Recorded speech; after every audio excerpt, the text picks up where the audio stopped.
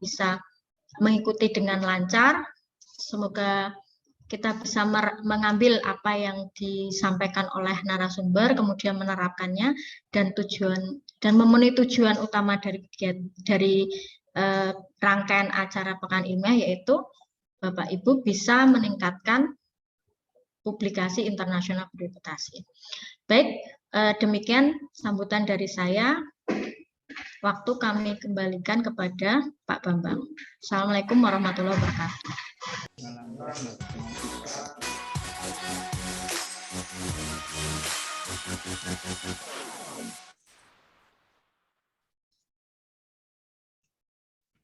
Terima kasih Bu Ani yang telah memberikan sambutannya, dan acara inti kita kali ini adalah sharing session.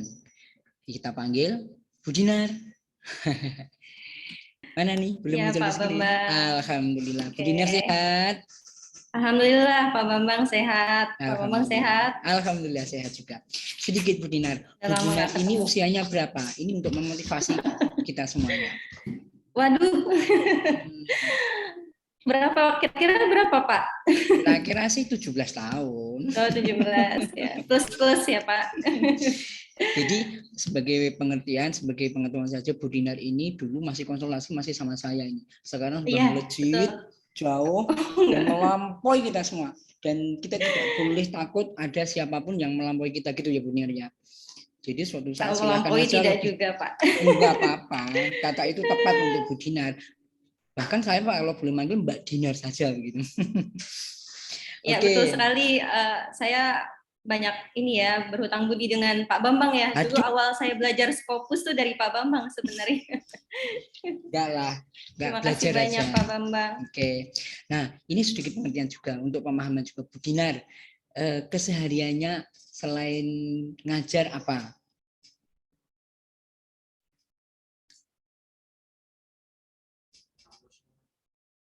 Bilang ya. Sepertinya jaringannya Pak. Pental ya Pak. Pental ya. Maaf ya. Mas bisa mengcopy tadi pertanyaan saya, selain mengajar kegiatannya apa gitu Bu Dinar? Oh ya, jadi saat ini saya sedang ambil studi lanjut Pak. Jadi aktivitas saya saat ini sedang kuliah doktoral, ambil S3 di IPB University gitu. Itu saja Pak, paling kuliah dan mengajar ya, serta kegiatan direktorat.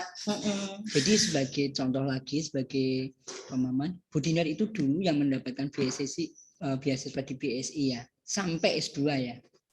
Oh ya, betul. Nah, dari D3 ya? S1 Pak. S1 ya. S1, S2. Ya, D3 ya. Dari D3 ya. Oke.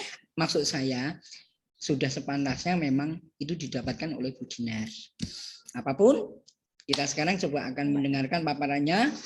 Silahkan yang lainnya sekali lagi untuk mute mikrofonnya dan mengaktifkan videonya, dan kita dengarkan bersama-sama paparan Bu Dinar Kristianti MKOM. Ya.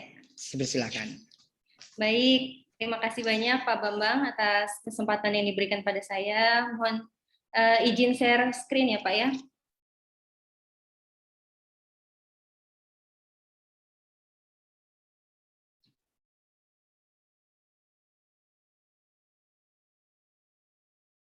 Mohon izin Pak, apakah sudah terlihat? Sudah, siap? Sudah ya. Baik, alhamdulillah. Mohon izin memulai pemaparan ya Bapak Ibu. Bismillahirrahmanirrahim. Assalamualaikum warahmatullahi wabarakatuh. Selamat sore Bapak Ibu, salam sehat dan salam sejahtera bagi kita semua. Senang rasanya bisa hadir di tengah Bapak Ibu sekalian. Yang saya hormati Rektor Universitas Bina Sarana Informatika, Bapak Dr. Muhammad Wahyudi, MMM.Com MPD. Yang saya hormati Ibu Wakil Rektor 1 Bidang Akademik, Ibu Diah Puspitasari MKOM. Yang saya hormati Wakil Rektor 2 Bidang Non-Akademik, Bapak Suharyanto MKOM.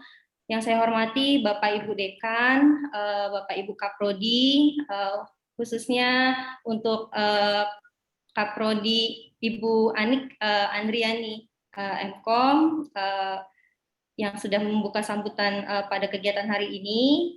Yang saya hormati Bapak Ibu Kepala Tim dan Bagian, serta Bapak Ibu Kepala Kampus Universitas Bina Sarana Informatika yang berkesempatan hadir, mohon maaf tidak bisa saya sebutkan satu persatu, serta Bapak Ibu dosen hadirin sekalian yang saya hormati dan saya cintai, yang telah hadir, menyempatkan waktunya hadir begitu dalam kegiatan workshop untuk percepatan publikasi bagi dosen Universitas Bina Sarana Informatika. Baik, perkenalkan saya Dinar Ajeng Kristianti. Pada kesempatan ini, insya Allah saya akan berbagi, begitu ya, lebih tepatnya Bapak Ibu ya, mengenai tema pembahasan kali ini adalah tentang workshop integrasi tools SLR, diantaranya Publish or Perish, kemudian Mendeley, Zotero, ada juga Microsoft Excel dan juga Post Viewer gitu. Daftar nggak kemarin? Mau ikut ada. kan? Saya kasih nih linknya nih. Baik, mohon izin di-mute Bapak Ibu agar tidak noise. Ya, terima kasih. Ini suatu penghormatan bagi saya ya Bapak Ibu bisa hadir di tengah Bapak Ibu semua. Saya yakin sekali di room meeting ini pastinya Bapak Ibu banyak yang sudah berpengalaman dari saya, banyak senior-senior saya di sini, mohon izin, banyak guru saya di sini, dosen saya di sini, sehingga pada dasarnya saya menyampaikan sesuatu di sini yang pernah saya lakukan, gitu ya. Pada dasarnya berbagi, sharing antara apa yang saya dapat kepada Bapak Ibu sekalian, guna memudahkan begitu ya dalam hal bagaimana cara melakukan penelitian gitu ya dalam rangka itu tadi sesuai yang disampaikan oleh Ibu Ani, yaitu terkait percepatan publikasi bagi seluruh dosen di Universitas Bina Sarana Informatika. Ya, saya sesuai yang sudah disampaikan oleh Pak Bambang tadi, saya mengajar di Prodi Teknologi Informasi. Ini berikut saya ambil screenshot dari halaman Sinta saya. Penelitian saya belum banyak Bapak Ibu, jadi masih harus belajar dan memperkaya diri untuk tetap produktif begitu ya. Lebih tepatnya sejak tahun 2015 gitu saya mulai menulis karena saat itu juga saya baru mendapatkan IDN setelah lulus S2 sampai dengan saat ini, dan berikut alhamdulillah hasil beberapa penelitian yang telah saya publikasikan baik di Scopus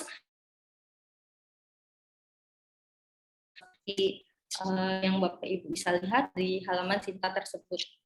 Kemudian berikut adalah halaman Google Scholar saya. Jadi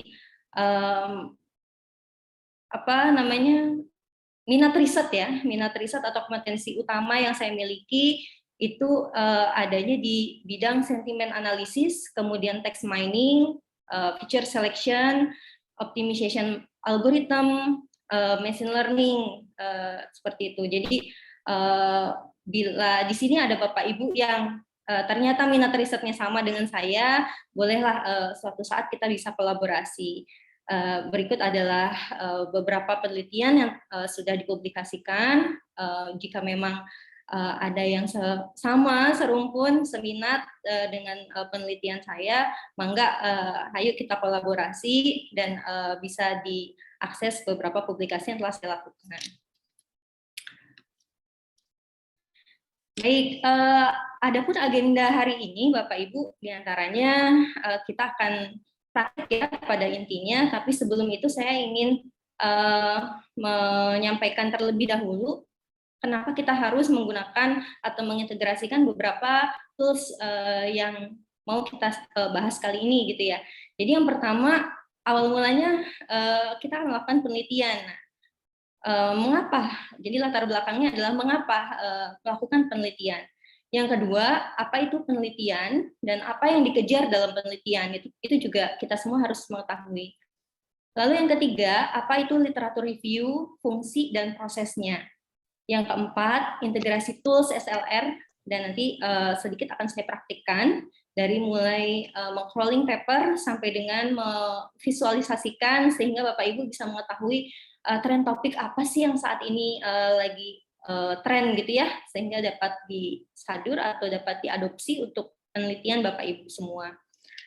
Baik, mengapa melakukan penelitian? Nah, ini saya kutip dari metodologi research oleh Bapak Romi Satria Wahono. Jadi, kenapa sih kita melakukan penelitian? Kita melakukan penelitian itu berangkat dari adanya masalah penelitian. Nah, masalah penelitian ini saya tandai, artinya masalah penelitian ini adalah benar-benar masalah penelitian ya Bapak Ibu, bukan masalah kehidupan. Nah, dalam melakukan penelitian kita semua sudah tahu mungkin metode pemecahannya. Ketika melakukan penelitian A, metode pemecahannya A. Ketika melakukan penelitian B, metode pemecahannya B. Namun banyak juga yang belum mengetahui metode pemecahan yang lebih baik. Nah, jadi berangkat dari sinilah maka kita melakukan research. Jadi research sendiri, kalau bahasa Indonesianya riset, kalau bahasa Inggrisnya research, ya, kembali to search, mencari. Jadi kembali mencari, kembali melakukan searching, gitu ya. Mencari apa sih? Mencari, menurut Bergstrom et al. Tahun 2008, mencari atau mengeksplor sesuatu yang tidak diketahui, belajar dan terus belajar sesuatu yang baru, membangun pengetahuan baru tentang apapun yang tidak diketahui sebelumnya, begitu ya. Jadi berangkat dari adanya masalah penelitian dan kemudian dilakukan research untuk mengetahui metode pemecahan yang lebih baik dari sebelumnya, seperti itu. Dan kemudian apa itu penelitian? Kalau dilihat dari segi objektif, penelitian itu dilakukan karena ada masalah penelitian tadi ya, di mana adanya masalah penelitian sendiri muncul karena ada latar belakang masalah. Biasanya latar belakang masalah itu timbul karena adanya masalah kehidupan. Nah, jadi kadangkala yang salah kaprah itu membuat penelitian tapi mengatasnamakan masalah kehidupan. Nah, padahal masalah kehidupan itu muncul di latar belakang masalah saja. Dari latar belakang masalah itu muncullah masalah penelitian. Kemudian yang kedua prosesnya. Karena penelitian itu sifatnya kontinu, mencari secara research kan tadi ya, mencari berulang-ulang, maka penelitian juga dilakukan secara terencana, kemudian sistematis, harus terukur nantinya, bisa selesai tepat pada waktunya. Jadi kalau penelitian yang nggak terukur, nggak selesai, ya berarti penelitiannya kurang sukses. Seperti itu. Yang terakhir adalah tujuan. Jadi penelitian itu, penelitian yang baik harus memiliki originalitas atau originality dan kebaruan atau novelty, serta menghasilkan kontribusi yang orisinil pada pengetahuan. Ini kata kuncinya ada orisinil, kemudian orisinil saja nggak cukup, harus baru. Dua ini nggak cukup, ada harus kontribusi, berkontribusi yang orisinil pada knowledge atau pengetahuan dalam menemukan dan merevisi fakta, teori, serta aplikasi. Oke. Izin Pak Bambang, suara saya masih terdengar ya Pak ya? Masih baik. Masih baik ya. Lanjut. Saya takutnya putus. Enggak lah, Ya. jangan takut. Terima kasih Pak Bambang. Ya, selanjutnya apa yang dikejar dalam penelitian?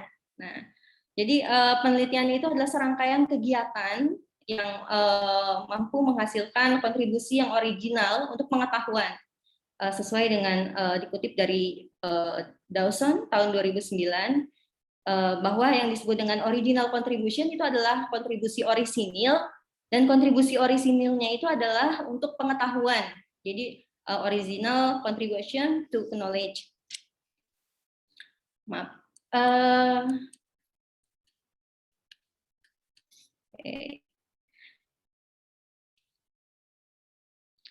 Bentuk kontribusi penelitian seperti tadi disampaikan, bahwa kegiatan penyelidikan, penelitian itu adalah kegiatan penyelidikan dan investigasi terhadap suatu masalah yang dilakukan secara berulang, sistematis, dengan tujuan adalah menemukan atau merevisi fakta ya, teori, serta aplikasi.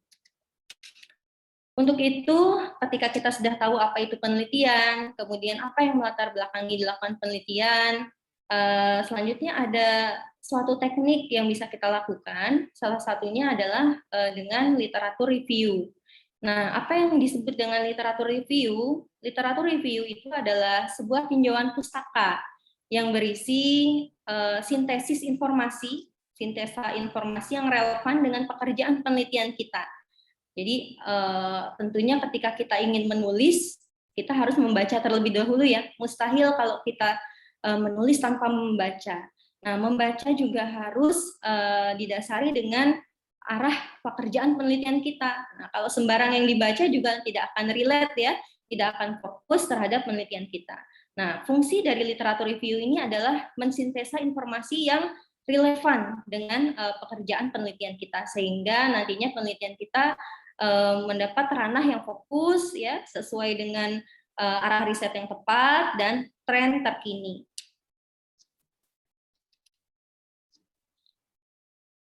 Fungsi literatur review. Oke. Ada 4 komponen utama dalam literatur review. Jadi fungsinya yang pertama adalah sebagai sumber ide penelitian. Nah, kadang-kala kita mentok mau nulis apa ya Bapak Ibu ya. Saya juga sama gitu ya, kadang aduh mau bikin apa ya, mau nulis apa ya gitu ya. Nah, dengan melakukan literatur review ini tentunya kita banyak mendapat ide gitu ya, karena banyak bacaan yang kita bisa peroleh dari literatur review ini. Yang kedua adalah orientasi pada apa yang sudah kita ketahui. Nah, kita sudah mengetahui banyak hal nih Bapak Ibu. Ada yang mungkin minat risetnya di data mining gitu ya, atau di software engineering, atau di seperti saya di sentiment analysis. Nah, kadang-kala kita tidak masih luas yang kita baca ya. Nah, dengan melakukan literatur review, kita juga bisa memfokuskan atau mengorientasikan pada apa yang kita sudah ketahui lebih dulu gitu dengan bacaan yang terbaru saat ini. Selanjutnya yang ketiga, penyediaan konteks konseptual. Jadi dari literatur review ini dapat tersedia dengan mudah konteks konseptual yang mau kita pahami dalam penelitian kita, seperti framework, kerangka kerja yang saat ini dibangun oleh peneliti-peneliti lain, kemudian metodologi apa yang terbaru, algoritma apa yang terbaru, dan sebagainya. Dan yang keempat adalah informasi tentang pendekatan penelitian.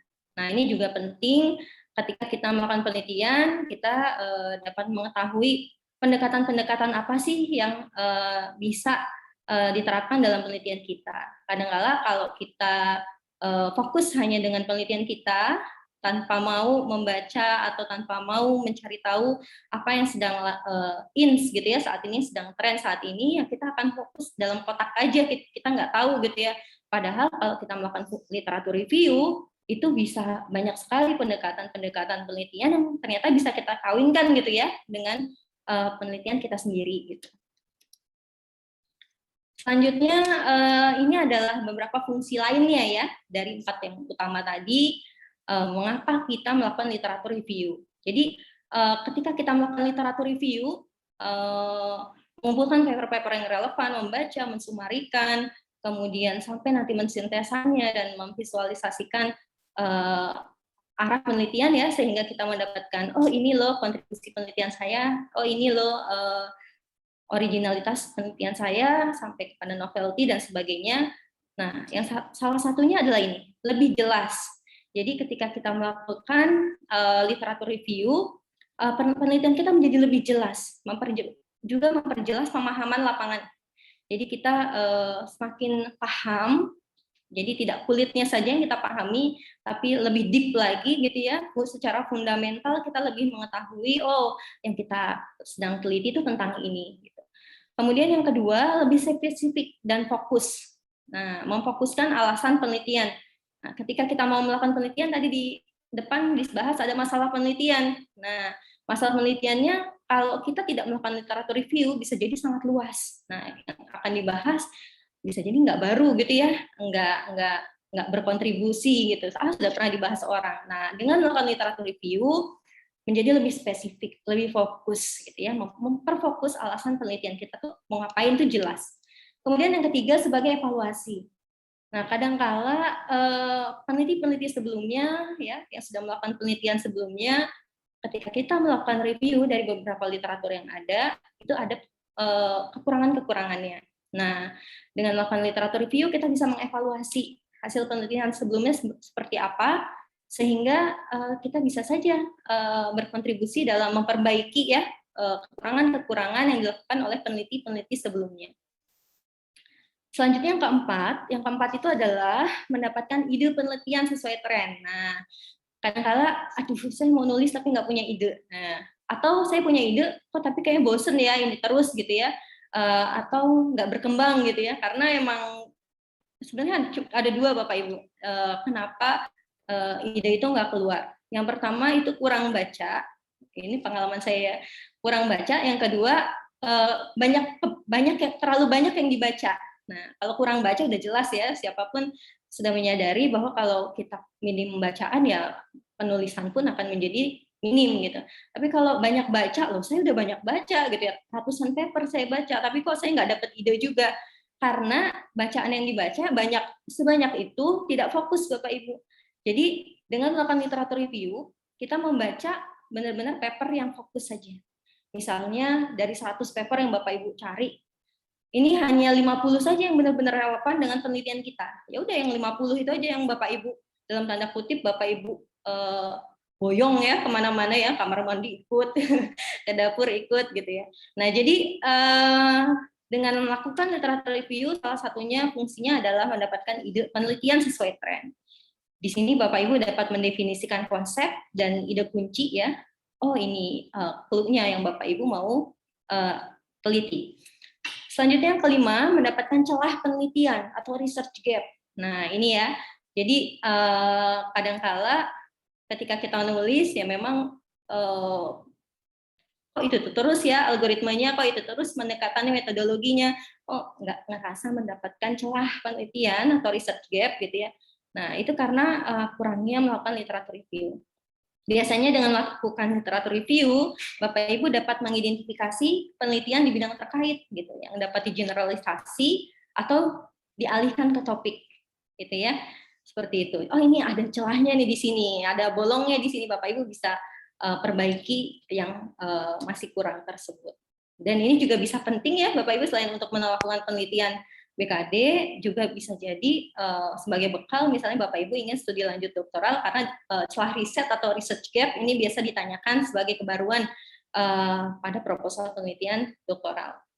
Selanjutnya yang keenam, ini lebih tepat sasaran. Ya tadi ya, identifikasi masalah metodologinya menjadi lebih relevan. Nah, lebih enak Bapak Ibu juga bacanya nggak terlalu ini apa ya istilahnya gitu ya, karena benar-benar relevan dengan penelitian Bapak Ibu, sehingga Bapak Ibu mudah dalam memahami rangkaian penelitian terdahulu yang telah dilakukan oleh peneliti sebelumnya. Kemudian selanjutnya, bagaimana melakukan proses literatur review. Melakukan proses literatur review, diantaranya yang pertama menentukan atau mempersempit topik penelitian. Jadi bukan tema penelitian ya Bapak Ibu ya, berdasarkan pengalaman, kalau tema itu masih luas, jadi Bapak Ibu harus spesifik menentukan topik. Topik apa nih yang mau dibahas gitu ya. Seperti sentimen analisis itu bukan topik ya Bapak Ibu, jadi itu masih tema. Jadi spesifik lagi topik ya apa yang mau dibahas dalam sentimen analisis. Kemudian yang kedua, menentukan pendekatan. Nah, pendekatannya apa yang mau digunakan nih? Pendekatan statistik atau pendekatan non statistik atau pendekatan machine learning atau non machine learning dan sebagainya. Kemudian melakukan riset secara efektif, membaca dengan kritis. Nah, kadang-kala ini papernya yang dapat bahasa Inggris gitu ya, males gitu bacanya. Saya juga nggak jago-jago amat bahasa Inggrisnya gitu ya. Ketika bacaan dengan tebal gitu, dengan banyaknya atau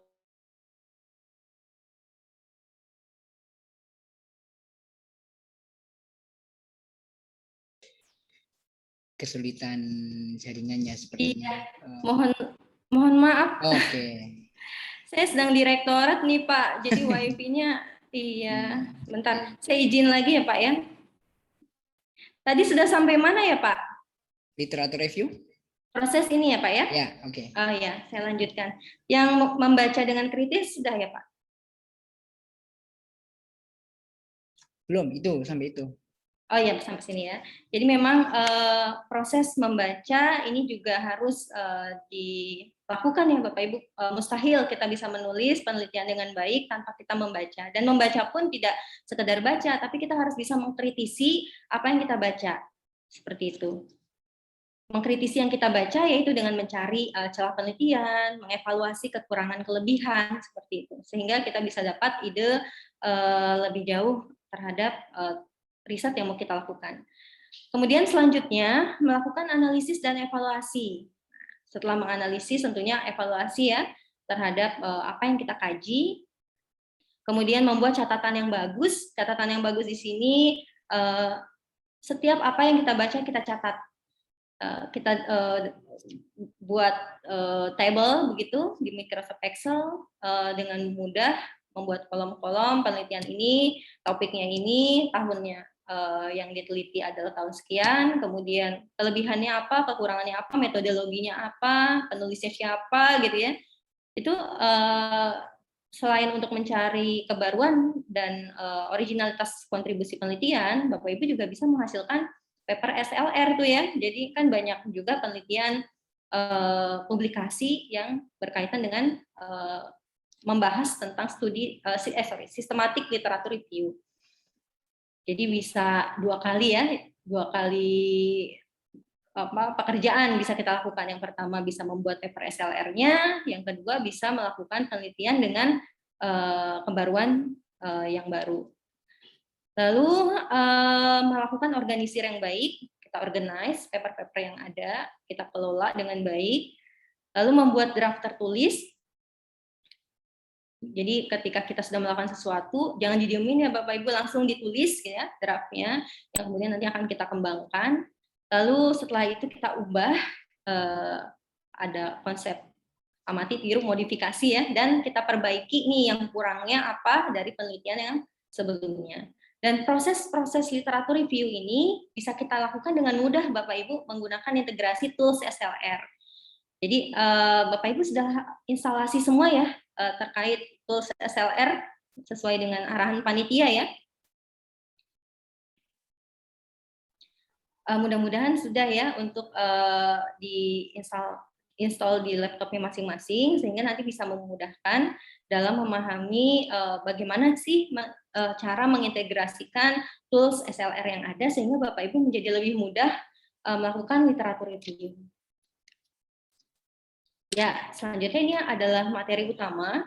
Jadi materi utamanya adalah mengintegrasikan tools SLR, Publish or Perish, Mendeley, Zotero, dan Postviewer. Istilah ini disebut dengan analisis bibliometrik. Nah, fungsi analisis bibliometrik itu adalah untuk mendeteksi profil publikasi pada topik penelitian, serta untuk menentukan tren penelitian dalam suatu disiplin ilmu. Albert Moran tahun 2017. Tools apa saja sih yang bisa diintegrasikan tersebut? Oke, ini sangat mudah, semuanya bisa diperoleh secara open source gitu ya, gratis. Yang pertama adalah Publish or Perish. Nah, Publish or Perish ini adalah tools yang berfungsi untuk mengambil data publikasi. Nah, jadi fungsi si Publish or Perish ini adalah untuk meng-crawling data publikasi yang sudah ada sebelumnya, yang sudah dipublish tentunya ya, bisa didapatkan di link ini. Kemudian yang kedua, Bapak Ibu harus menginstal Mendeley. Nah, Mendeley saya rasa punya semua ya Bapak Ibu ya, fungsinya sebagai reference manager. Ini sangat membantu sekali ketika kita menulis ya dalam melakukan citasi atau reference manager. Kemudian Zotero. Nah, Zotero ini fungsinya apa sih, Bu? Bukannya sama aja dengan Mendeley ya sebagai reference manager.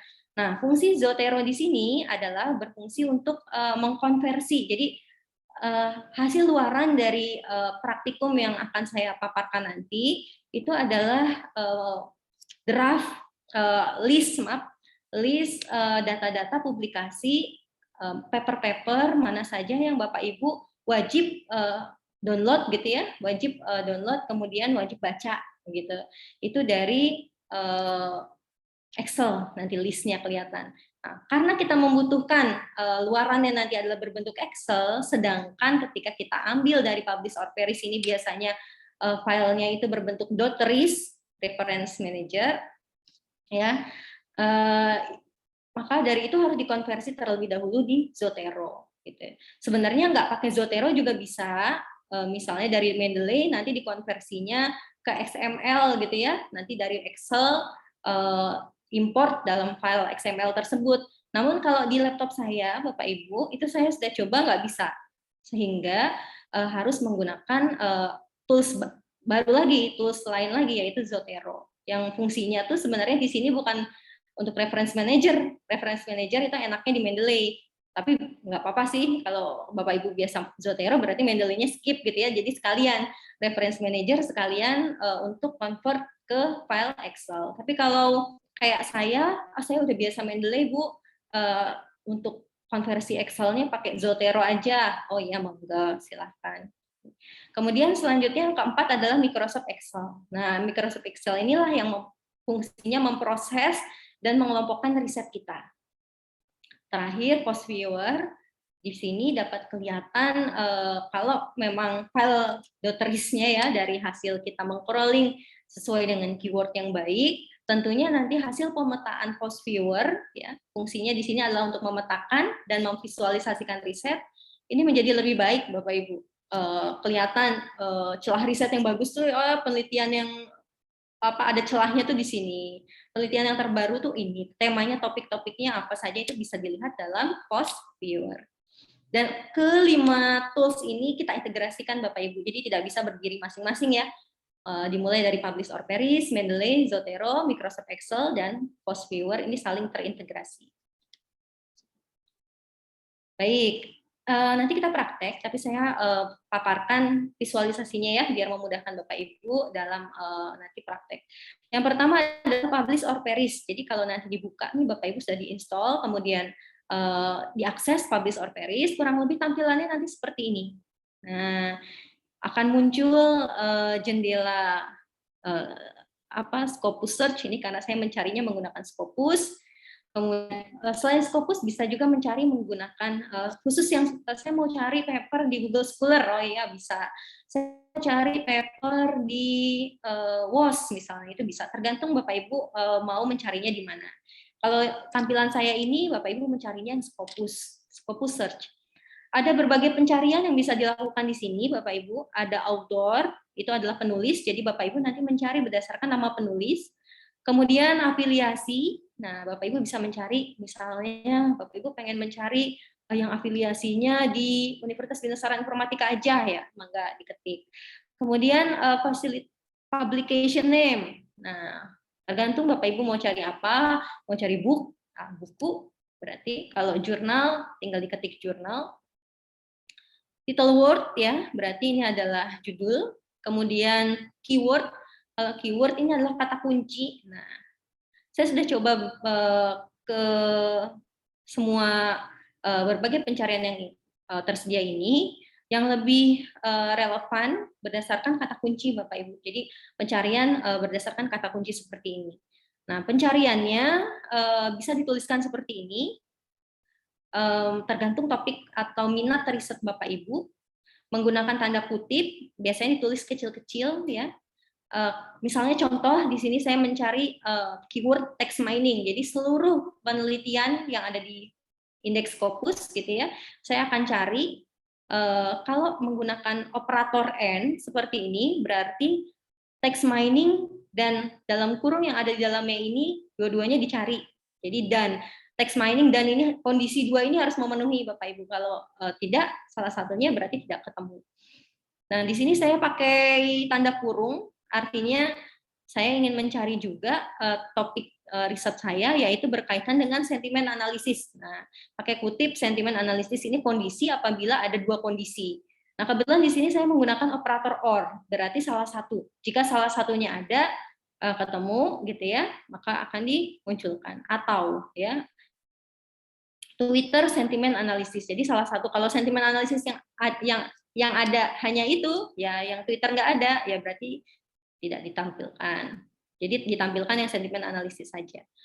Jadi seperti ini Bapak Ibu. Kemudian di belakangnya ini apa Bu? Maksudnya strip chapter and strip note. Nah, strip chapter ini biasanya kadang kalau kita mencari maupun apapun ya, indeksnya mau Scopus, WOS atau apapun, kadang muncul macam-macam nih. Ada jurnal, ada proceeding, ada buku. Nah, chapter juga muncul ya. Padahal kita nggak butuh chapter. Nah, misalnya kayaknya saya butuhnya jurnal semua gitu ya untuk mencari trend topik gitu. Nah, berarti Bapak Ibu tinggal menulis pakai operator das seperti ini, strip chapter, artinya nanti chapter-chapter tuh nggak akan dimunculkan ketika Bapak Ibu search gitu. Begitu juga dengan note, saya juga nggak pakai chapter, note, saya nggak mau pakai, berarti tinggal di strip. Nah, kemudian nanti Bapak Ibu lakukan rentang tahun di sini, years.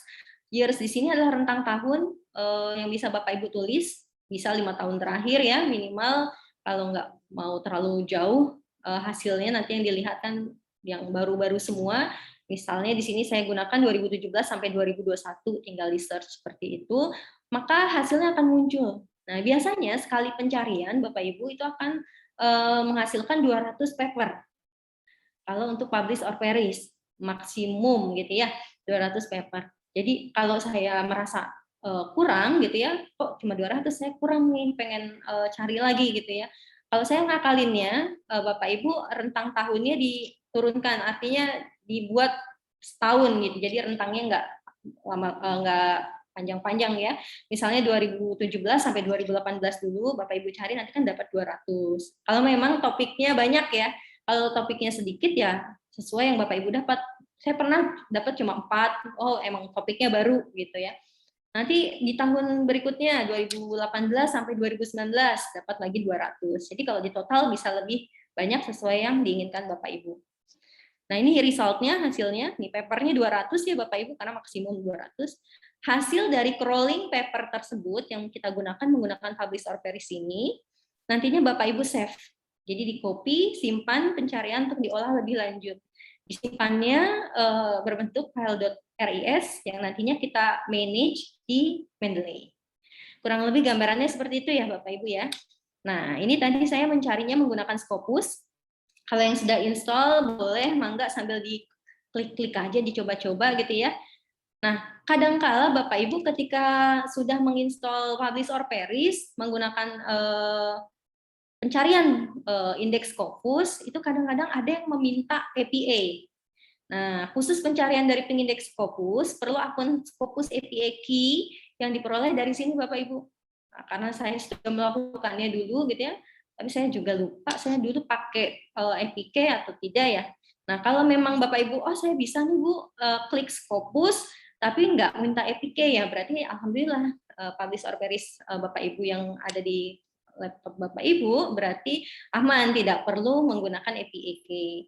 Tapi kalau Bapak Ibu ternyata ditanyakan seperti ini, muncul jendela Scopus APK, gimana cara mendapatkannya? Bapak Ibu tinggal klik go to the Elsevier developer website, nanti masuk ke Scopus ya, nanti saya tampilkan ya Bapak Ibu. Nah, kemudian Bapak Ibu request API key-nya gitu. Nanti akan muncul API key-nya, tinggal di copy paste saat menjalankan publish or perish, klik OK, maka akan bisa melakukan pencarian seperti yang tadi saya sampaikan. Jadi tujuannya adalah sebagai syarat pencarian paper khususnya untuk indeks Scopus. Ini tadi kolom pencarian sudah saya jelaskan ya Bapak Ibu. Teknik pencarian ini juga sudah saya jelaskan ya Bapak Ibu. Ada yang menggunakan operator and, or, dan not. Nah, not tadi artinya tidak diikutkan. Seperti ini contohnya.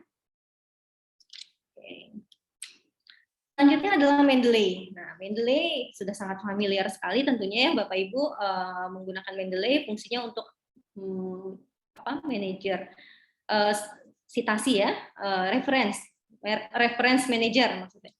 Nah, jadi hasil yang didapatkan dari publish or perish nanti dimasukkan ke dalam Mendeley. Akan muncul semua paper-paper yang kita dapatkan tadi. Nah, di Mendeley ini kita gunakan untuk apa Bapak Ibu? Untuk merapihkan metadata. Nah, biasa ya kalau di Mendeley kita ketika lihat cek metadatanya kosong enggak? Karena kita mensintesa informasi untuk systematic literature review untuk mengetahui apakah penelitian ini topiknya yang terbaru apa, keyword-keyword apa yang sangat relevan dengan penelitian kita, itu biasanya dari metadata, seperti judul, abstrak gitu ya, kemudian autor juga perlu. Nah, kadangkala paper tersebut metadatanya nggak lengkap. Nah, cara melengkapinya yaitu dengan melakukan update detail. Jadi nanti di blog seluruh paper yang kita masukkan ke dalam Mendeley yang kita sudah crawling dari publish or perish, lalu kemudian diupdate detailnya sehingga metadatanya menjadi rapi dan siap nanti kita pakai dan olah lebih lanjut. Selanjutnya adalah Zotero. Seperti yang saya sampaikan tadi, bahwa Zotero ini fungsinya hanya mengkonversi file, karena yang kita dapat dari publish or perish adalah berextension .ris, kemudian di Mendeley pun sama, sehingga agar kita bisa buka di dalam file Excel ya berbentuk XLS, maka kita harus konversi file RIS tersebut menjadi file CSV, Bapak Ibu. Nah, ini dilakukan di Zotero seperti itu. Gampang, tinggal diimport saja file RIS-nya, kita format CSV. Ini nggak perlu diapa-apain lagi karena kan sudah diupdate detail tadi di Mendeley ya. Nah, catatan bahwa Mendeley hanya bisa mengekspor file ke dalam format RIS, bibliografi, dan XML. Tidak bisa ke CSV, sehingga kita butuh bantuan Zotero. Tadi saya bilang ke XML bisa ya, langsung ke XML, langsung ke Excel juga bisa, tapi di laptop saya tidak berhasil, sehingga saya membutuhkan bantuan Zotero. Seperti itu. Lalu Microsoft Excel. Nah, ini sebenarnya fokus utamanya. Ya, jadi yang punya hajat dari integrasi tools SLR-nya adalah Excel. Permainan lengkapnya ada di Excel. Jadi Excel ini fungsinya adalah untuk memproses, mensistematisasi list penelitian apa saja yang memang bisa kita petakan sesuai dengan arah riset kita. Jadi pada tahap ini hasil ekspor file CSV dari Zotero diimport ke Microsoft Excel dengan langkah-langkah sebagai berikut. Nanti kita praktek. Kita pakai delimiternya tab koma, artinya biar kita mudah dalam membaca tabelnya nanti ya di Excel dan tidak berantakan. Pada dasarnya seperti ini. Kemudian nanti tentukan sheet mana yang mau kita buka di file Excel, hasilnya muncul sesuai dengan file-file yang kita dapatkan dari publish or perish yang sudah diorganize di Mendeley dan di-convert di Zotero dan dihasilkan di Microsoft Excel seperti ini. Fungsi-fungsi beberapa formula juga kita terapkan dalam Microsoft Excel seperti sum. Nanti untuk menjumlahkan rank yang ini dasar-dasar formula-formula di Excel yang tidak bisa lepas ya Bapak Ibu ya ketika kita mempraktekkan analisis bibliometrik ini. Ada fungsi if error, sum if, con if, VLOOKUP untuk melakukan lookup berdasarkan range seperti itu. Ada catatan untuk mengecek quartile Scopus. Nah, download data dari skema GoJR dan atau Scopus. Jadi sifatnya kalau di integrasi tools ini adalah matching data gitu, matching atribut, mencocokkan atribut.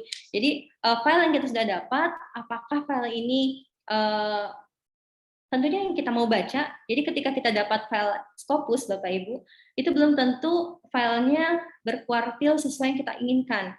Nah, tentunya kita ingin file yang kita dapat, paper yang kita dapat, itu kuartil Q1 gitu ya, Q2, Q3, atau bahkan minimalnya Q4 gitu. Kalau Bapak Ibu nanti dapat pas saat lagi diproses ternyata dapat paper yang tidak berkuartil, nah itu kan meskipun dia Scopus tidak berkuartil berarti ya jangan dipilih Bapak Ibu bisa langsung delete saja. Nah, ini untuk ngeceknya Bapak Ibu bisa ngecek download data terkini yang ada di skema GoJR. Kalau tidak salah tahun terbarunya 2020 ya Bapak Ibu ya. Nah, itu bisa diambil nanti untuk mengecek kesesuaian kuartil sesuai dengan paper yang Bapak Ibu dapatkan. Nah, ini kurang lebih gambarannya. ada tahun penerbitan, kemudian judul papernya apa saja, kemudian dia ada di kuartil berapa, lalu keyword-keyword apa saja nih, ini yang akan menjadi peta ya, Bapak Ibu bisa mengeceknya seperti itu. Peta atau riset penelitian kita, oh ini trennya di mana itu kelihatan dari sini. Kalau yang bernilai 1, ini artinya paper nomor 1 ini keywordnya ada yang mengandung istilah text mining, ada yang mengandung istilah sentiment analysis. Nah, biasanya dia ngambilnya itu dari abstrak, kata kunci atau keyword dan judul. Di Microsoft Excel, Bapak Ibu juga bisa menggambarkan ragam diagram yang dihasilkan.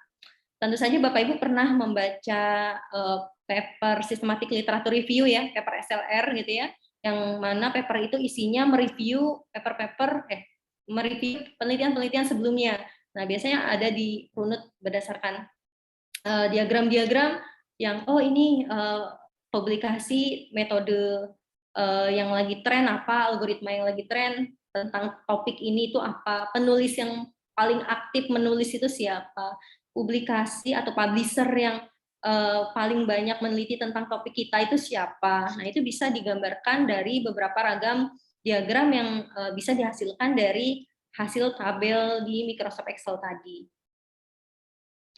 Selanjutnya adalah Post Viewer. Nah, ini adalah tools terakhir yang fungsinya memetakan atau memvisualisasikan tren terkini dari penelitian kita, gitu ya. Nah, nanti Bapak Ibu kalau membuka Post Viewer akan langsung tampil seperti ini, ya.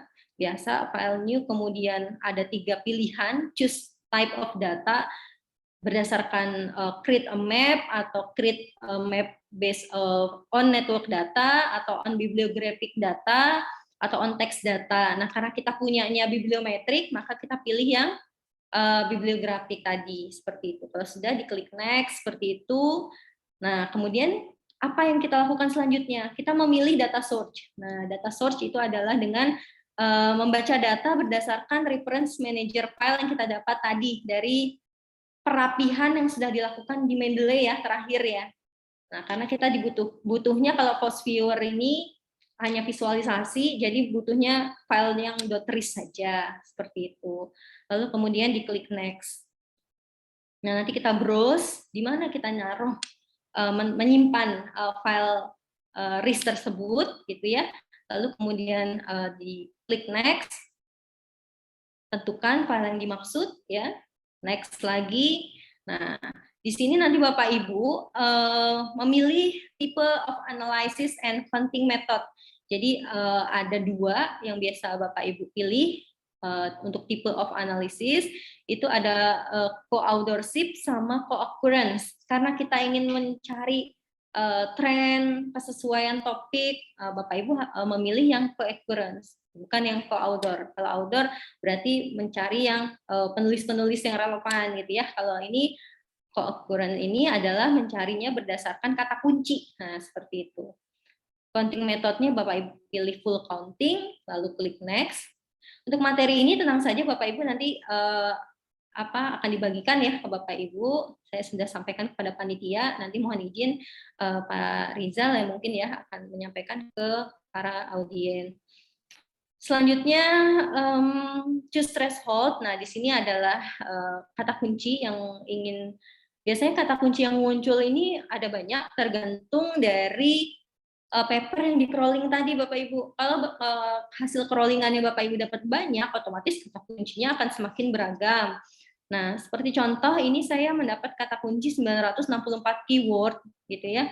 40 meet the threshold. Nah, ini Bapak Ibu bisa menentukan jumlah occurrence-nya yang kira-kira mau dijadikan topik utama yang akan mendekati dengan kata kunci tersebut gitu ya. Klik next. Nanti kemudian untuk setiap 40 keyword ya, nanti akan ditentukan total strength. Jadi yang saling terkait dengan co-occurrence tadi itu berapa, Bapak Ibu tinggal setting number of keyword to be selected. Ini tinggal dicoba-coba saja ya Bapak Ibu, kira-kira nanti yang menghasilkan diagram atau grafik yang paling berkesinambungan tuh yang mana, tinggal dicoba-coba saja. Lalu selanjutnya diklik next. Nah, ini dia akan muncul beberapa macam keyword gitu ya.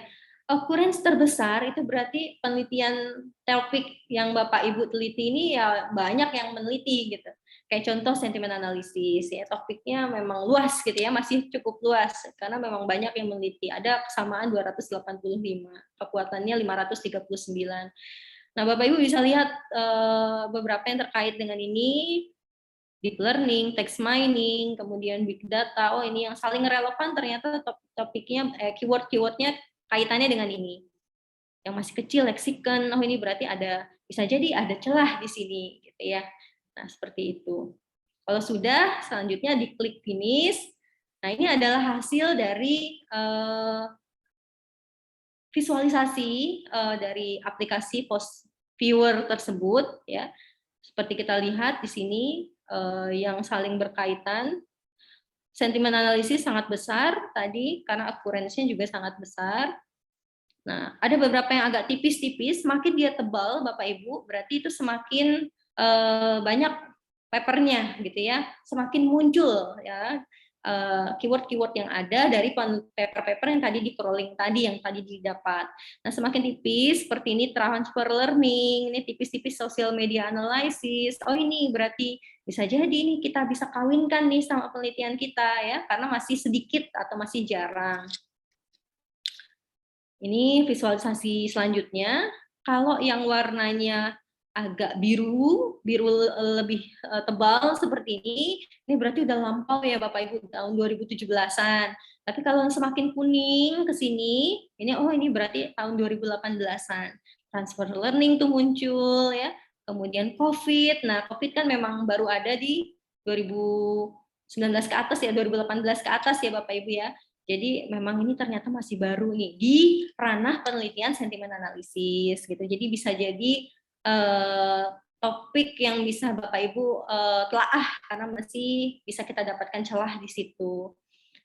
Selanjutnya ini density visualization-nya hampir mirip kayak tadi ya, semakin dia tebal gitu ya, berarti semakin sudah banyak yang melakukan penelitian, semakin dia tipis, kecil gitu ya, apa mungkin agak bias nih neural network. Nah, berarti baru sedikit gitu ya peneliti yang melakukan penelitian di sini. Karena kita ketahui neural network, apalagi deep neural network ya, deep learning itu masih sesuatu yang sangat baru seperti itu.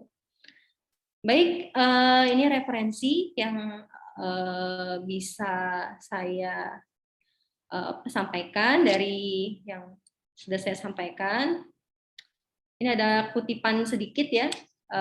Saya suka sekali dengan kutipan ini. Orang boleh pandai setinggi langit. Ini biar motivasi ya Bapak Ibu ya. Tapi selama ia tidak menulis, nah ia akan hilang dari sejarah. Menulis adalah bekerja untuk keabadian. Jadi boleh pandai setinggi langit, tapi kalau nggak ditulis ya nggak akan jadi apa-apa. Artinya akan hilang aja gitu. Tidak akan berkontribusi ya bagi pengetahuan tadi sesuai dengan alasan mengapa penelitian dilakukan. Oke, ya demikian yang bisa saya sampaikan. Selebihnya mungkin praktek ya Pak Bambang ya. Ya, silakan. Baik, sambil diskusi saja ya Bapak Ibu ya. Misalnya ada yang ingin bertanya atau ingin diklarifikasi dari yang saya tadi sudah paparkan, silakan ya Bapak Ibu. Pertama-tama kita buka publish or perish-nya dulu. Bentar.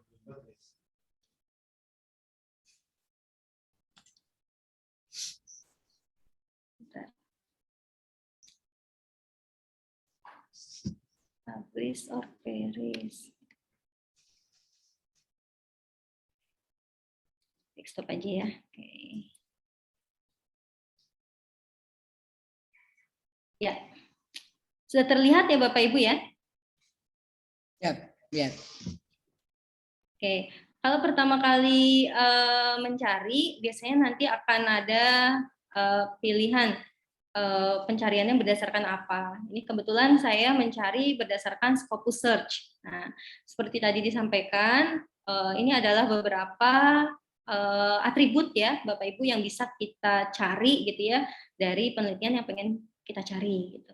Misalkan di sini saya mengambil keyword, saya ingin mencari karena saya minat risetnya di sentimen analisis, saya ingin mencari machine learning gitu ya, machine learning dan sentimen analisis yang saat ini lagi tren itu paper-papernya apa saja gitu.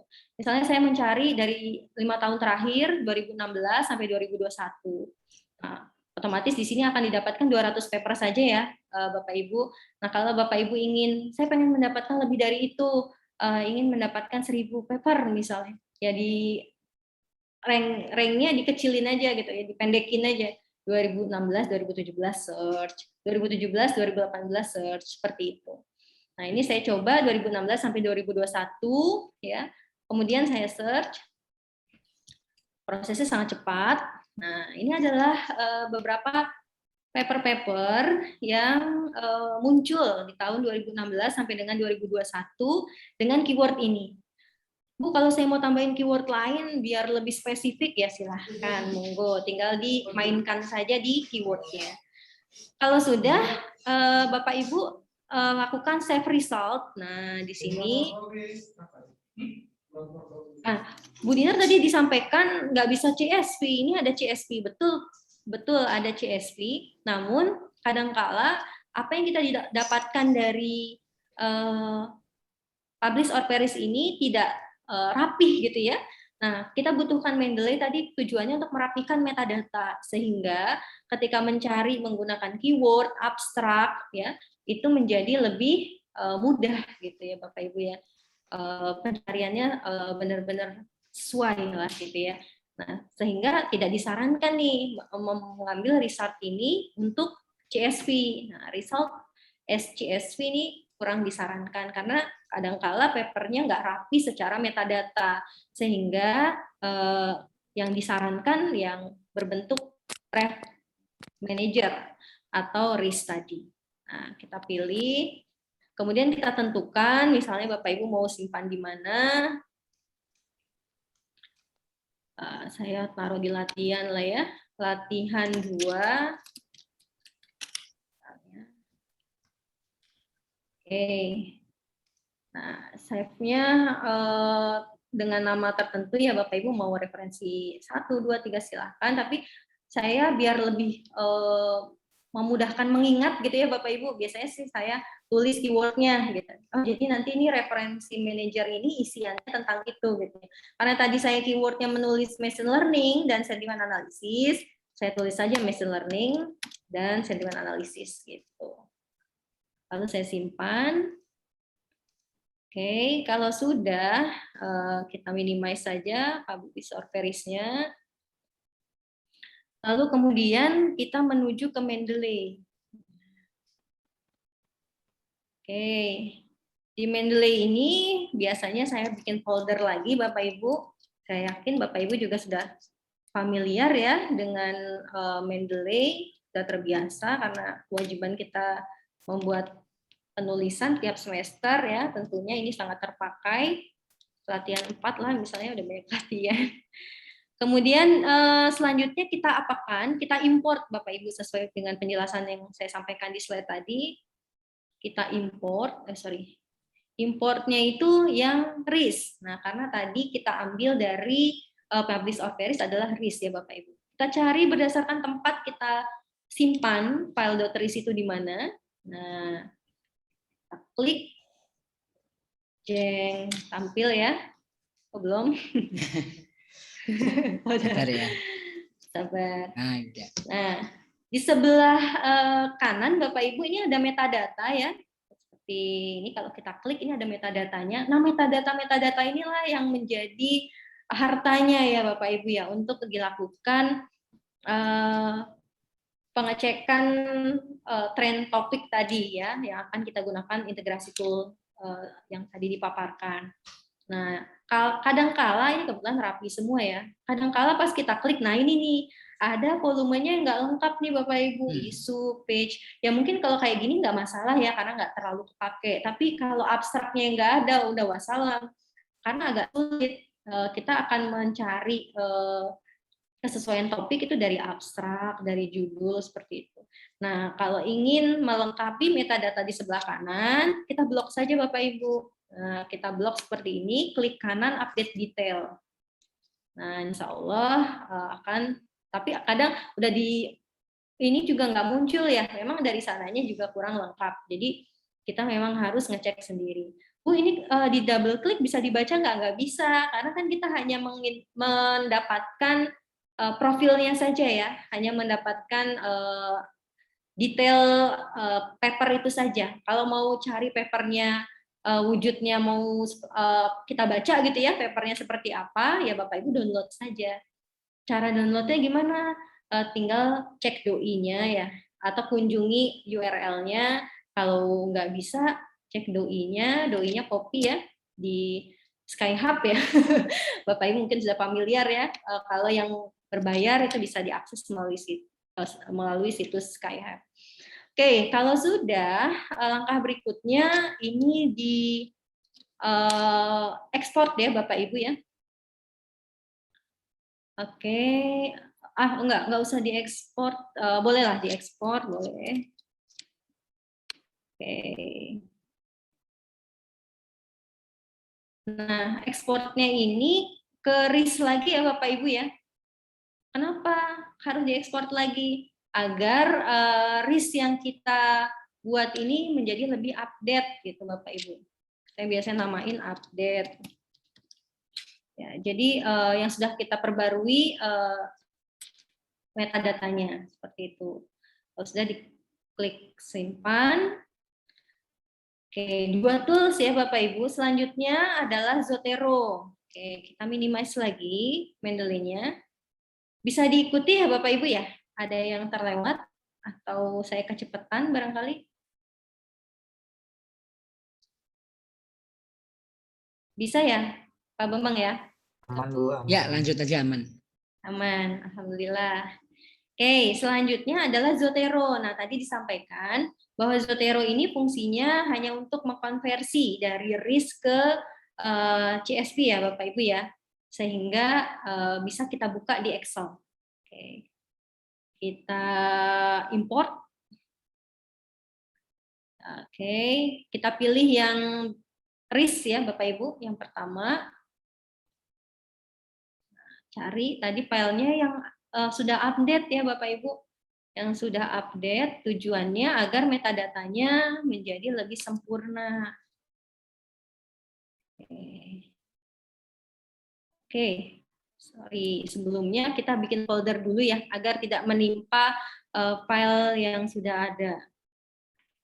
Oke, latihan.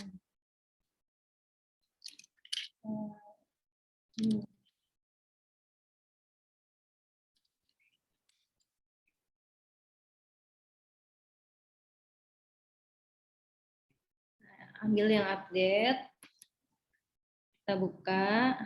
Ini tujuannya hanya untuk konversi saja Bapak Ibu. Diimport.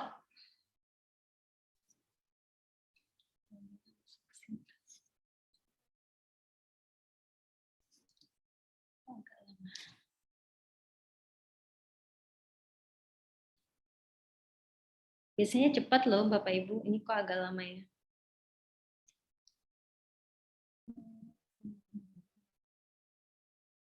Ternyata dia ngebuat sendiri ya Bapak Ibu, folder machine learning dan sentiment analysis yang update, yang telah diupdate di Mendeley. 200 aja ya, 200 biasanya nggak lama. Oke. Kita tunggu ya Bapak Ibu ya.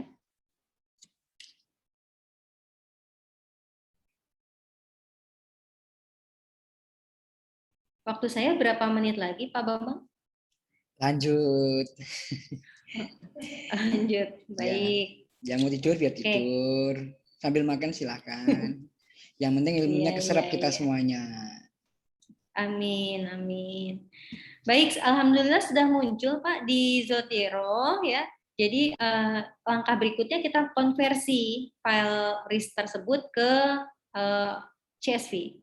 Caranya dengan melakukan ekspor. Nah, format CSV seperti ini, kemudian klik OK.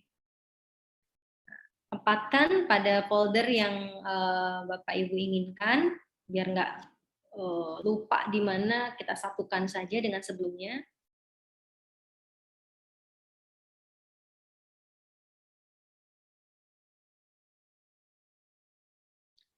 Kalau sudah, langkah berikutnya adalah membuka file Excel. Ini tadi saya sudah coba berapa. Saya ambil yang kosong dulu, Excel. Nah, seperti ini. Kemudian kita masukkan CSV tadi ya. Kita lakukan import ya ke Microsoft Excel. Menggunakan CSV, tentukan tadi folder yang Bapak Ibu sudah simpan filenya. Nah, kalau sudah, nanti akan muncul jendela text import wizard. Bapak Ibu pilih yang delimited, ya. Kemudian klik next. Di sini delimiternya Bapak Ibu tentukan tab dan koma. Nah, tujuannya agar table-tablenya menjadi lebih rapih ya, Bapak Ibu, di Excel-nya ketika kita lihat. Kita pilih general, lalu kemudian finish. Tentukan tempat meletakkan datanya, existing sheet berarti di sini, kalau new sheet berarti sheet baru. Bapak Ibu tentukan yang saat ini saja ya. Kalau sudah di OK.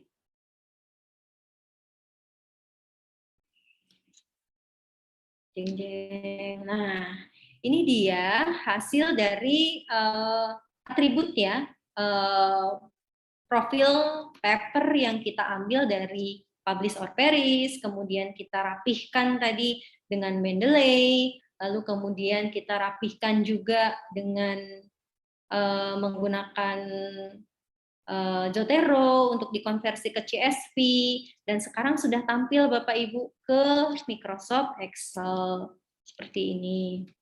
Nah, datanya apa saja sih yang tadi kita ambil dari Mendeley tadi, Publish or Perish tadi? Ada key, item type, ya berarti oh ini ada jurnal artikel, sebanyak berapa? Tadi kan kita ambil sebanyak 200 paper. Nah, kita coba buktikan saja apakah benar ada 200 paper. Oh, ini banyak. Berarti ternyata saya ini tadi nyimpen di ininya nimpa kayaknya ya. Jadi kalau dia munculnya banyak, Bapak Ibu, berarti tadi di Mendeley itu masuk ke dalam paper-paper yang lain gitu ya. Karena tadi saya nggak langsung new baru gitu ya, itu kan kebuka gitu ya. Jadi dia akan gabung gitu ya. Tapi dengan tema yang tentunya sama. Kebetulan di sini ada kurang lebih 948. Wah, ini kalau Bapak Ibu bisa padankan ya antara paper-paper satu dengan yang lain, ini Bapak Ibu dapat harta yang banyak nih ya. Harta terbesar dalam seorang peneliti ini kan bacaan. Jadi bacaannya, oh ini bacaannya jauh lebih fokus gitu ya Bapak Ibu, sehingga daripada Bapak Ibu mencari di Google gitu ya, satu-satu nyari, belum tentu bereputasi gitu ya. Pegel ya nyari 900 paper di Google, itu sangat pegel gitu ya. Nah, sehingga dengan cara ini lebih cepat gitu ya Bapak Ibu. Dan kalau memang nanti studi lanjut, sesuai pengalaman saya, ada beberapa mata kuliah yang memfokuskan mahasiswanya untuk membuat studi literatur review seperti ini, Bapak Ibu. Ini sangat membantu sekali gitu ya kepada Bapak Ibu mungkin yang akan melanjutkan studi nantinya. Baik, kalau sudah, ini kita belum mengetahui Bapak Ibu apakah ini papernya Scopus beneran atau enggak gitu ya. Di kuartil 1, kuartil 2, atau enggak kuartil. Nah, bagaimana cara untuk menentukan dia kuartil berapa? Seperti tadi disampaikan Bapak Ibu harus mengetahui terlebih dahulu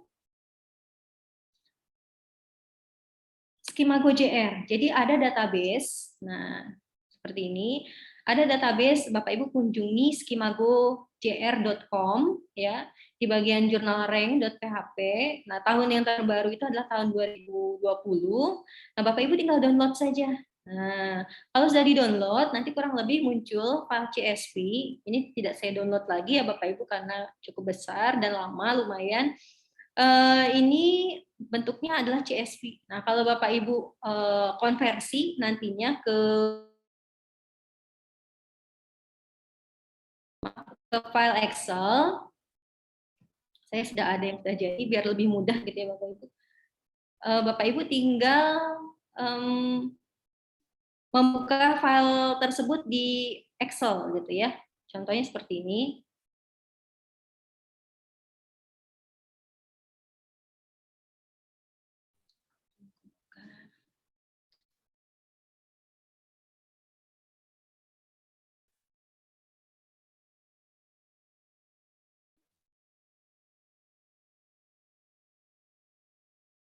Nah, ini contoh saja Bapak Ibu. Oke. File-file yang tadi tentunya Bapak Ibu belum mengetahui kan dia itu ada di peringkat berapa gitu ya. Ada di kuartil berapa. Bapak Ibu bisa melakukan pengetikan formula. Jadi memang dalam satu table ya, dalam satu sheet yang kita cari, ini contoh saya mencari text mining dan sentiment analysis. Ada sekian paper. Itu tidak ada atribut peringkat di kuartil berapa. Ini sudah saya filter. Jadi kalau semuanya dimunculkan, ada beberapa paper yang seperti ini Bapak Ibu. Strip. Nah, kalau strip kadang-kala tidak kita jadikan rujukan untuk dibaca ya Bapak Ibu. Kenapa? Karena bisa jadi isi penelitiannya tidak bisa dijadikan arah kiblat gitu ya. Artinya bukan kita mengecilkannya tidak berkuartil, tapi biasanya proses reviewnya juga beda dan bobot atau kualitasnya juga beda gitu. Daripada riset kita salah alur, tapi kalau untuk referensi tambahan nggak apa-apa. Tapi kalau ingin mencari pola, apakah riset Bapak Ibu baru atau tidak, trennya seperti apa, itu kalau bisa sih saran saya yang tanda strip atau blank tadi kan ada ya yang difilter, itu tidak usah dimunculkan gitu ya. Artinya cuma Q1 sampai Q4 aja. Nah, ini cara memunculkan Q1 Q4-nya gimana Bu Dinar? Silahkan Bapak Ibu membuat kolom baru ya. Misalnya contoh seperti ini, saya membuat kolom di kolom N ya. Kemudian saya beri judul kolom adalah peringkat gitu ya. Kemudian tidak lupa sebelumnya Bapak Ibu memasukkan skema GoJR-nya. Jadi yang tadi CSV tadi Bapak Ibu masukkan skema GoJR-nya. Ini memang harus butuh ini ya Bapak Ibu ketekunan ya. Memang kok jelimet banget ya gitu. Sebenarnya ada tools Bapak Ibu yang bisa memudahkan itu namanya NVivo ya. Secara visualisasi lebih lengkap, kemudian ada sintesa papernya juga, jadi dalam kita masukin paper jebret sekian, itu nanti bisa menulis dengan sintesa informasi yang bagus gitu. Namun biasanya kalau NVivo itu kekurangannya adalah berbayar gitu ya, jadi itu agak sedikit menjadi kelemahan ketika diadakan seperti ini. Cuma kekurangannya di NVivo itu tidak bisa mengklasifikasikan mana yang fokus, mana yang tidak, mana yang kuartil 1, mana yang tidak. Jadi muncul semua. Jadi bagusnya sih kolaborasi tools integrasi ini kolaborasi dengan NVivo gitu. Nah, skema GoJR yang kita dapat tadi itu nantinya Bapak Ibu import ya ke sini gitu ya. Caranya cuma import saja, nggak diapa-apain ya, ke dalam satu Excel lah, ke dalam satu Excel. Ini kebetulan saya melakukan SLR, sentiment analysis dengan feature selection teknik, algoritma optimasi, sama agriculture ya, arah riset saya kebetulan yang sedang saya jalani. Nah, setelah Bapak Ibu memasukkan skema GoJR 2019, yang terbaru ternyata 2020 ya, berarti nanti Bapak Ibu rename saja 2020 dengan yang terbaru tadi yang sudah di-download. Kemudian Bapak Ibu membuat rumus seperti ini. Menggunakan if error, VLOOKUP G3. G3 itu didapat dari publikasinya, judul publishernya. Nah, publication title itu adalah nama publishernya Bapak Ibu. Jadi DSS apa ini adalah publisher yang berbicara mengenai paper-paper yang Bapak Ibu crawling dari Publish or Perish tadi. Jadi rumusnya ini, oke. Bapak Ibu bisa sambil praktek if error VLOOKUP, ambil dari G3. G3 itu adalah tergantung selnya Bapak Ibu ya. Ini adalah sel publisher title, publication title, nama publishernya. Kemudian skema titik koma kutip Skimago JR 2019 ini adalah nama file yang kita dapat sebagai publisher dari Skimago. Kita mau mematchingkan, ada nggak sih publisher ini di sini gitu maksudnya. Gitu. Kemudian C2G30884 ini apa Bu Dinar? Tinggal dicek, kita tinggal tarik saja, kita ngambilnya datanya dari C2 ini sampai G. G-nya saja. Kok G aja Bu Dinar? Karena di sini yang berkuartil kita kan hanya butuh kuartil, itu yang adanya di G. Nanti disesuaikan lagi ya dengan file Skimago JR yang terbaru yaitu 2020 itu adanya di posisi berapa, itu sampai di blok sampai situ. Nah, kalau sudah kemudian 5 kolom ya, ini maksudnya 5 sebanyak 5 kolom. 1 2 5 kolom ya, betul. Kemudian kalau ini artinya kosong ya. Kalau memang nggak ada gitu ya, maka dikosongkan. Makanya di sini ada kutip-kutip alias kosong gitu ya. Kemudian kalau sudah di enter. Nah, kalau kita sudah dapat, oh ini berarti Q1. Oke, berarti paper yang ada dalam row yang judul abstract note-nya The Marvel of Market bla bla bla ini Q1. Bawahnya gimana? Tinggal kita tarik saja ke bawah. Sampai sebanyak paper yang kita ingin. Semakin banyak Bapak Ibu semakin bagus sebenarnya nanti dari visualisasinya, grafiknya juga bisa kelihatan mana saja keyword-keyword yang relevan atau tidak. Oke. Nah, kalau sudah ini kita bisa tahu paper mana saja yang Q1, Q2, Q3, Q4 gitu ya. Kalau kita filter lagi dari 900 tadi berkurang 300. Nah, kan berarti kita tidak banyak effort lagi ya untuk membaca yang 300 tadi. Abaikan aja gitu yang 300, berarti kita fokus kepada 600 paper yang ada ini gitu. Langkah selanjutnya sama Bapak Ibu, ini kan hanya untuk Bapak Ibu ingin mencari keyword apa lagi. Misalnya tadi machine learning dengan sentiment analysis seperti apa, atau feature selection teknik dengan machine learning dan sentiment analysis seperti apa. Nah, kalau sudah Bapak Ibu lakukan hal yang sama, step yang sama, untuk membuat visualisasinya, Bapak Ibu bisa membuat dalam bentuk grafik. Nah, grafiknya seperti ini. Jadi ini adalah sumarinya, ringkasannya dari seluruh yang sudah saya buat. Misalkan di sini ada processing.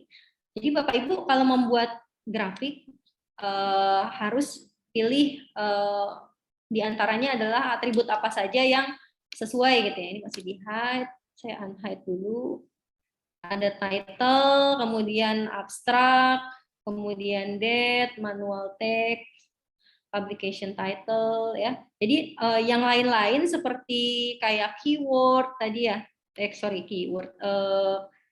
Apa tadi key kayak gini ya, item type ini kayaknya nggak penting gitu, itu nggak dipakai juga nggak apa-apa, tinggal di delete saja Bapak Ibu. Jadi Bapak Ibu tentukan yang penting-penting saja.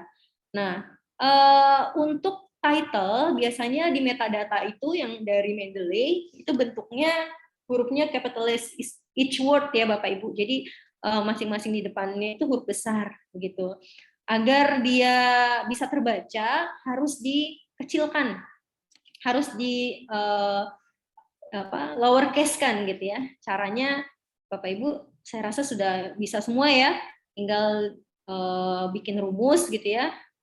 Saya ada contohnya di lowercase kan gitu ya. Contoh, misalnya contoh ini ya, saya bikin lagi kolom baru. Oke. Kebetulan contohnya ini sudah kecil-kecil ya. Kalau yang belum, misalnya, nah ini contohnya aja ya.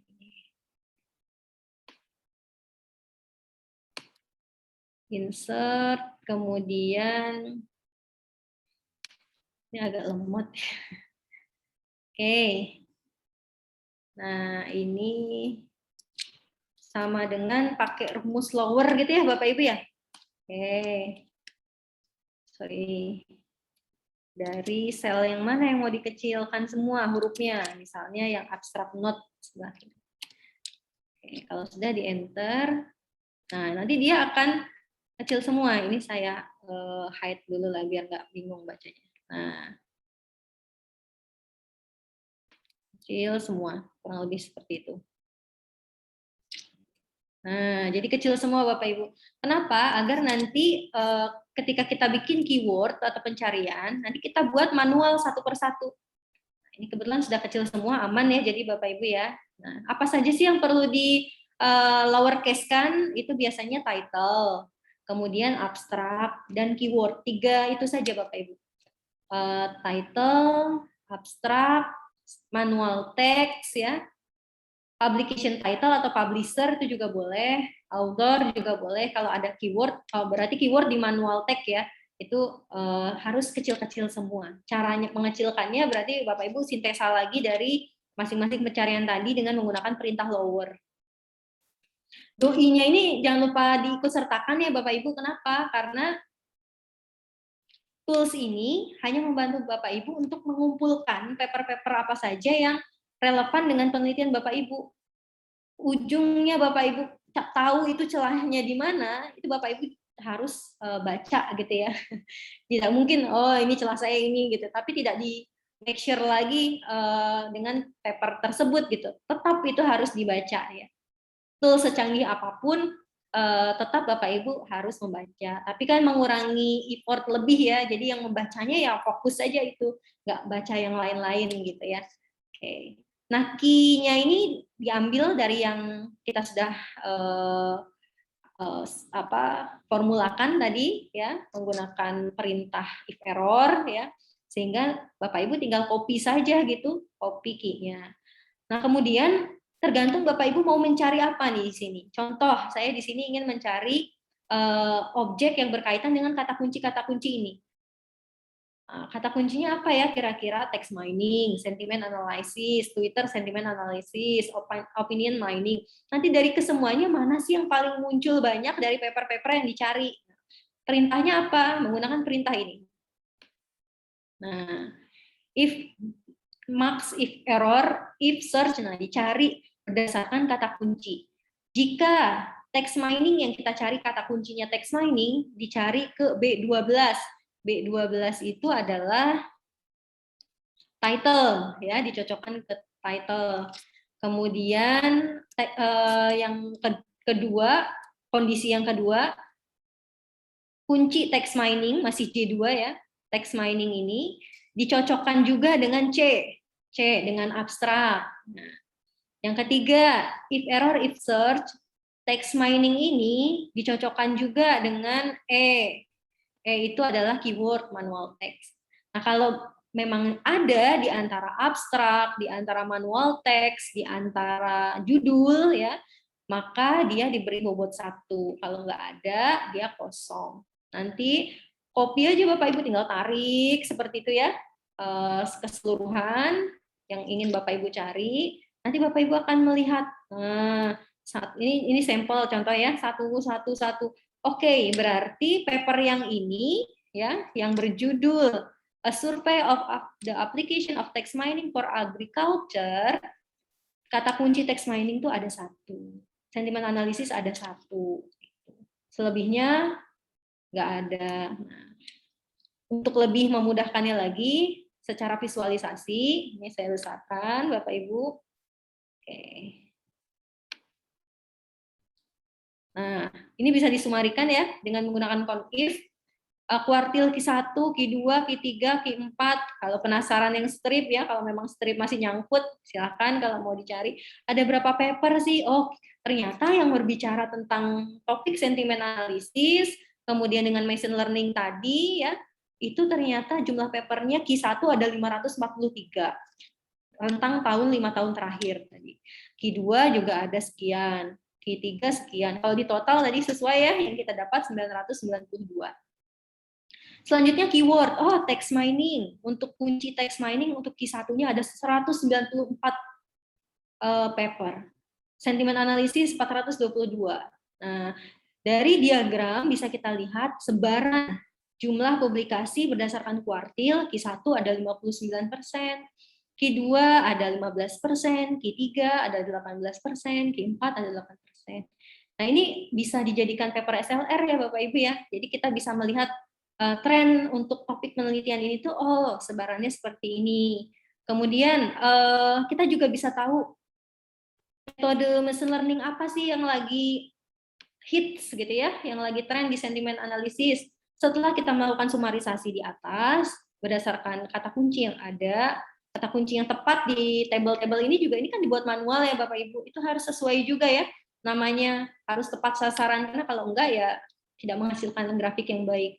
Nah, contoh, ternyata yang banyak itu diklasifikasi, memang jelas sentimen analisis banyaknya diklasifikasi. Tapi nggak menutup kemungkinan nih masih ada celah juga nih di clustering, atau di unsupervised learning, atau di reinforcement learning, dan sebagainya. Terus pengen tahu juga nih misalnya Bapak Ibu, algoritma machine learning apa sih? Yang paling banyak di sentimen analisis? Ternyata SVM gitu ya. Ini tuh SVM, kemudian disusul dengan neural network, deep learning juga banyak. Dengan warna-warna seperti ini ya, Q1 warna biru, Q2 orange dan sebagainya. Oke. Kalau Bapak Ibu pengen cari tahu lebih lanjut tentang yang lain, misalnya seleksi fitur apa sih yang paling banyak digunakan di sentimen analisis 5 tahun terakhir ini. Nah, ini Bapak Ibu pencariannya sama dengan tadi, tinggal dibuat grafik. Ternyata particle swarm optimization nih, teknik seleksi fitur yang paling banyak dilakukan penelitian oleh peneliti sebelumnya dengan jumlah 60 paper. Principal component analysis juga banyak, juga ada tapi belum banyak maksud saya gitu. Iya, ada algoritma yang jarang digunakan, misalnya binormal separation dan sebagainya. Begitu mungkin ya Bapak Ibu ya, untuk eksplorasi yang memang permainannya menggunakan formula Excel yang bisa Bapak Ibu coba-coba saja dengan menggunakan Microsoft Excel seperti itu. Oke, untuk pas viewer sudah tadi ya. Oke. Begitu saja mungkin ya Pak Bambang ya yang bisa saya sampaikan. Kurang lebihnya mohon maaf, silahkan jika memang ada yang mau ditanyakan atau diklarifikasi, sangat ditunggu. Terima kasih. Iya, jadi saya tadi menangkap suatu mutiara, kata mutiara. Jadi kalau kamu pengen mengenal dunia, maka membacalah. Tapi kalau kamu ingin dikenal dunia, maka menulisnya, walaupun sekarang sudah ada YouTube. Kalau kamu pengen mengenal dunia, maka lihatlah YouTube. Tapi kalau kamu ingin dikenal dunia, maka YouTuber lah gitu loh. Tapi apapun menulis itu adalah cara yang paling elegan untuk menjelek-jelekan orang lain. Jadi kalau kita menjelek-jelekan orang, kita dapatnya malah jadi stroke nanti ya. Tapi kalau cara ilmiah, kalau kita menjelekkan orang, maka kita akan menghasilkan paper baru, temuan baru, riset baru yang itu akan jauh lebih bermanfaat untuk umat manusia. Begitu ya Bu Ninar ya? Iya, betul Pak. Baik. Baik, sekarang kita buka tanya jawab. Ya, silahkan Pak. Monggo silahkan yang mau bertanya. Masih ada hadiah ya kayaknya ya. Kalau masih ada, nanti ada giveaway kita kasih. Kalau enggak ya nanti nggak tahu, nanti kita pikirkan. Silahkan yang mau bertanya. Pak Suli kok mendeleng terus di situ? Oh ternyata image aja, still image. Silahkan, saya tunggu. Wih, Pak Adi kelihatan. Adi. Silahkan. Silahkan yang mau bertanya. Ini pertanyaannya jelas apa enggak atau bagaimana? Pertanyaannya langsung Bu Dinar ke saya langsung ternyata. Enggak pakai chat, enggak pakai raise hand. Silahkan. Ya. Kalau memang terlewat, misalnya tadi saya menjelaskan terlalu cepat, nanti saya akan sharing juga file Excel-nya ya Bapak Ibu ya, sebagai template mungkin ya, yang akan memudahkan Bapak Ibu tentunya dalam menyusun. Takutnya terlewat gitu. Siap. Ada Saya Pak mau, Panca, Mangga. Oke, saya mau tanya sebenarnya, tapi Pak Panca duluan, tak silakan dulu. Silakan Pak Panca yang ganteng. Gak apa-apa, Pak Bambang Nggak duluan. apa-apa. Enggak, saya nanti aja. Pak Panca dulu yang ganteng. Oke. Baik, terima kasih Bu Dinar. Ini apa namanya? Hal cara yang baru yang saya baru tahu, Bu. Terima kasih sekali apa namanya atas sharing ilmunya, Bu. Yang mau saya tanyakan gini Bu, ini tadi bagus tuh ya kita cari apa namanya paper-paper ya, dia bisa mengetahui paper apa namanya dari Q1 gitu kan, kuartal 1, 2, 3 sampai 4 gitu. Nah, yang saya ingin saya tanyakan gini Bu, bisa gak Bu? Terkadang nih saya nih permasalahannya gini Bu, dapat jurnal yang benar-benar sesuai dengan tema kita gitu ya, sesuai dengan apa namanya permasalahan di kita, cuma karena biasanya Q1 itu susah di-download gitu ya Bu, meskipun pakai SCI Hub. Nah, itu mungkin ada solusinya nggak Bu? Itu saja ya Bu, apa namanya kesulitannya untuk mendapatkan papernya. Bu Dinar Gitu, tahan Bu. dulu. Ini Pak Rizal sudah raise hand. Kita persilahkan dulu ya. Iya, silakan. Oke, Pak Rizal. Oh ya. Terima kasih Bapak Ibu. Pak Bambang, terima kasih. Oke. Ini Bu Dinar, yang saya ingin tanyakan itu terkait dengan penggunaan ini ya, aplikasi Publish Office ini. Di beberapa bagian memang apa ya, bisa ya untuk yang seperti Crossref ataupun Google Scholar ya. Tapi ketika saya gunakan yang Scopus, dia mintanya APK gitu. Apakah memang seperti itu atau bagaimana, Bu? Apa harus diisi dulu atau bagaimana? Kalau pengalaman Ibu bagaimana, Bu? Terima kasih, Bu. Oke. Masih ada lagi satu komponen satu. Oh, kita combine ya Bu ya dengan yang di chat ya. Oke. Oh, belum ada. Oke, langsung Bu Dinar aja dijawab dulu. Silahkan. Baik, ya terima kasih. Saya jawab pertanyaan dari Pak Panca ya, Pak Bambang ya. Terima kasih banyak Pak Panca atas pertanyaannya, sangat menarik. Betul sekali ya, ini kendala kita bersama sih ya. Bagaimana cara mengakses paper-paper yang berbayar begitu ya, namun tidak bisa dibobol menggunakan Skyhub gitu ya. Pakai Skyhub biasanya sih bisa aja Pak pakai Skyhub, hanya Skyhub yang 2021 ke atas yang nggak bisa. Mungkin Pak Panca mencari yang 2021 ya? Ya Bu, biasanya dia 3 tahun terakhir Bu yang nggak bisa. Oh ya. 21, 23 tahun. Pengalaman saya 2020 saya masih bisa saya akses. Iya Pak. Gitu. Iya sih. Intinya tergantung ini juga Bu, kalau misalkan kayak Trivaty gitu ya. Yang tahun 2020 kemarin agak susah gitu, nggak bisa. Oh iya betul. Iya, ya mau nggak mau berlangganan ya Pak. Memang tidak disarankan juga kan ya menggunakan, cuma kan kita akademisi, kita pembelajar semuanya, jadi ya menurut saya sah-sah aja kalau ada segelintir yang berbicara itu ilegal dan sebagainya, kan kita gunanya untuk tujuan positif, jadi tidak apa-apa sih menurut saya.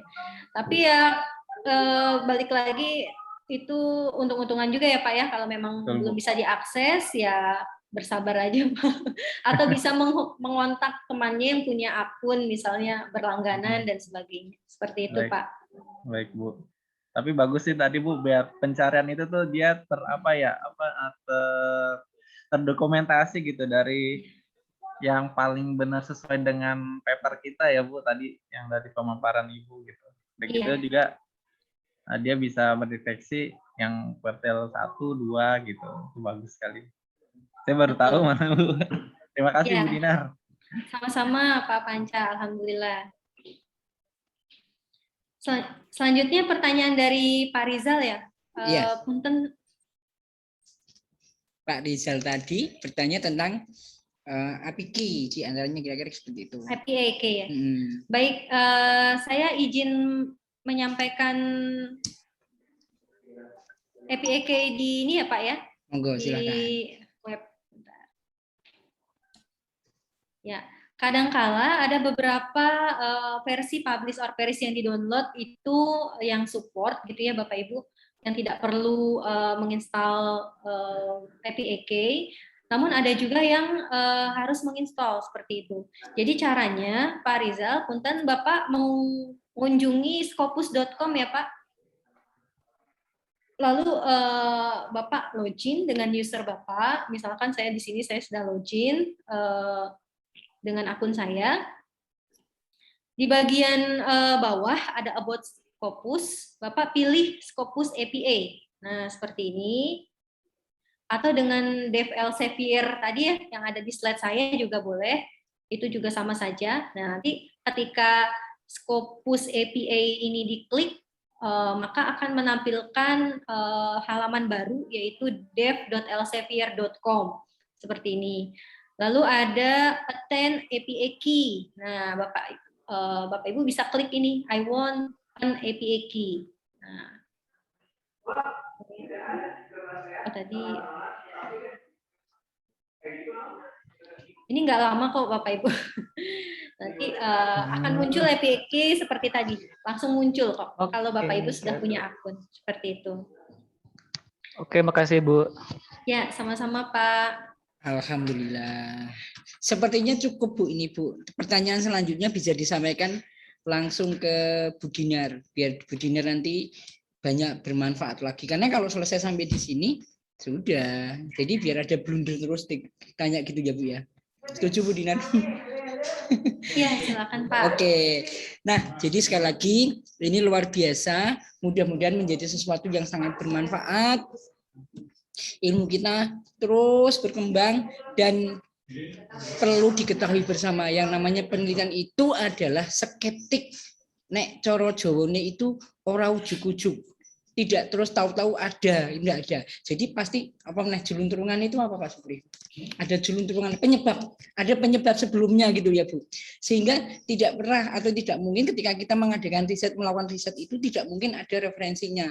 Nah, referensi itu yang bisa didapatkan dari apa yang telah dipaparkan oleh Bu Dinar tadi, panjang lebar luar biasa. Bu Dinar, terima kasih sekali paparannya siang ini ya, siang sampai sore ini. Semoga menjadi ilmu yang bermanfaat untuk kita semuanya. Terima kasih untuk semuanya peserta. Mudah-mudahan bisa berlanjut. Demikian, terima kasih. Kita tutup bersama. Wassalamualaikum warahmatullahi wabarakatuh. Waalaikumsalam. Oh, presensinya. Ya, presensinya Bu Ani. Sudah belum? Bu Ani. Oh, ini. Sudah ada tuh. Silahkan peserta yang ingin presensi melakukan presensi yang ada di kolom chat. Terima kasih ya semuanya. Monggo Bu Dinar kalau mau leave. Terima kasih. Ya, terima kasih banyak Pak Bambang, Baik, Bapak Ibu. Terima kasih banyak Pak Rizal, Bu Ani. Terima kasih Bu Dinar. Terima kasih Bu. Sama-sama Bu. Terima kasih Bu.